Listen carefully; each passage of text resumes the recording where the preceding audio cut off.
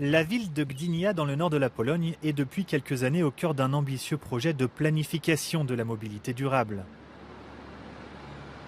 Bartosz Bartoszewicz, vice-président de Gdynia, chargé de la qualité de vie, explique à Euronews quels aspects et facteurs ont été les plus importants pour la direction de la ville. Nous avons investi dans les transports écologiques, dans les trolleybus, les bus électriques. Nous voulons que ces transports soient modernes, mais surtout sûrs.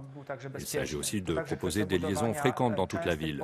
Nous voulons également développer notre application mobile permettant à chaque habitant de choisir le moyen de transport et de déplacement le plus écologique et le plus convivial. Si les activistes locaux apprécient le travail des élus, ils pensent qu'il faudrait faire encore plus pour améliorer la ville.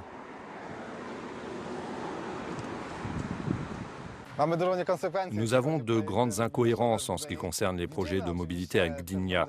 Nous pouvons voir que certains projets avancent, mais lorsqu'il s'agit des déplacements à vélo, par exemple, la ville ne fait rien. Gdynia ne construit pas de pistes cyclables là où c'est nécessaire, mais seulement là où elle peut se financer avec des fonds européens. Nous pouvons le constater dans les chiffres. Gdynia compte actuellement 700 voitures pour 1000 habitants.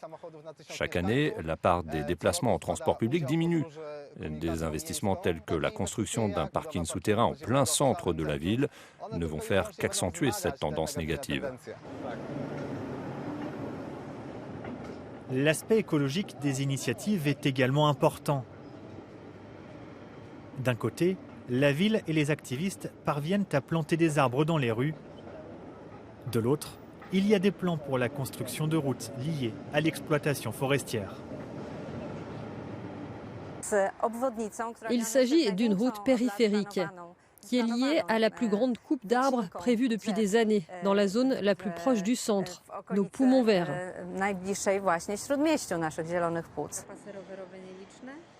L'impact du changement climatique est devenu une réalité.